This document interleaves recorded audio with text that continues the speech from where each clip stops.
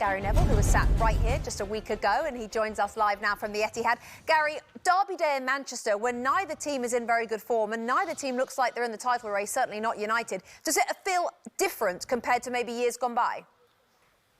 Yeah, there's quite a lot of uncertainty. Bad weather, which you would have expected, but quite a lot of uncertainty in terms of what's going to happen here today. Both teams on record runs, but in the wrong direction.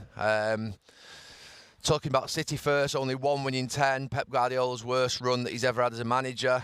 Never seen City as bad as this or as vulnerable as this. And then on the United side, I mean, there isn't a lot going well at all on or off the pitch. They obviously won in Europe on Thursday evening, but that was a struggle. And you know, have they got the mentality to come here today, even though City are in poor form, and do something? Because everything that you would not like to see in a football team, Manchester United have.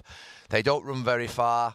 They concede goals from set pieces. They lose big matches away from home. They've not won in 15 against the big six.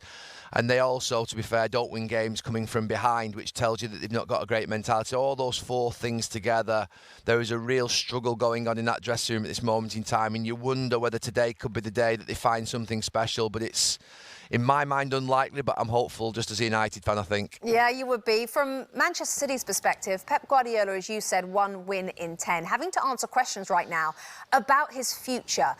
Is he unsackable at City? Yes, 100% unsackable.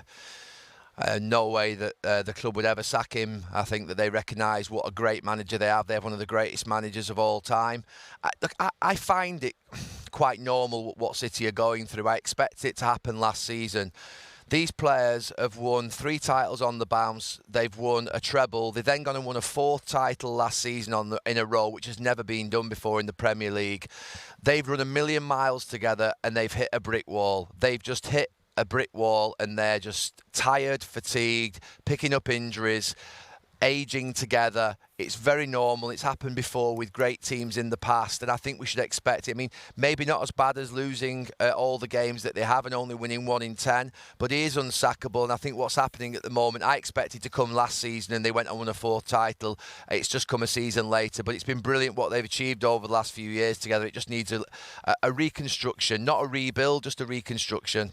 OK, in terms of Manchester United, I'm going to ask you about Marcus Rashford, Gary. In the news this week that the club are open to selling him. Reports are that he earns £325,000 a week, which is a little bit more in terms of dollars, and he has 3.5 years left on his contract. But as you have said, in this very studio, it doesn't really fit into the system that Amorim has. How do you solve a problem like Marcus Rashford? Sell him in a depressed market or make him better? I mean, they'd like to make him better, wouldn't they? Obviously, that would be the easier thing to do. But there was a picture of him on the bench, or a visual of him on the bench after he came off on Thursday evening with his hood up. And he just didn't look very happy at all. He's not playing well. You asked me the question, I think, a week or so ago around how does he fit in? I think Højlund is the best centre-forward that Manchester United have to play up front, and then he wants to play these two sort of players in behind in these sort of pockets. Marcus Rashford hasn't got the subtlety and the intelligence to play in pockets or play with his back to goal and accept the ball on the half-turn. He likes to play where the ball, you know, he runs onto the ball and the space in front of him. You know, the wing-back areas are covered by full-backs or by Ahmad.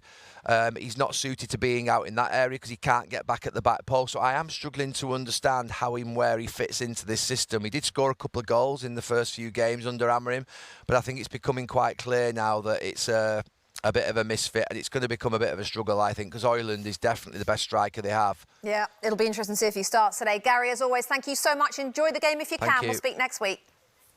Hi there, I'm Rebecca Lowe, studio host of NBC's coverage of the Premier League. Don't forget to hit subscribe to watch more videos all season long. And if you want even more Premier League content, from original series to live matches, head over to Peacock.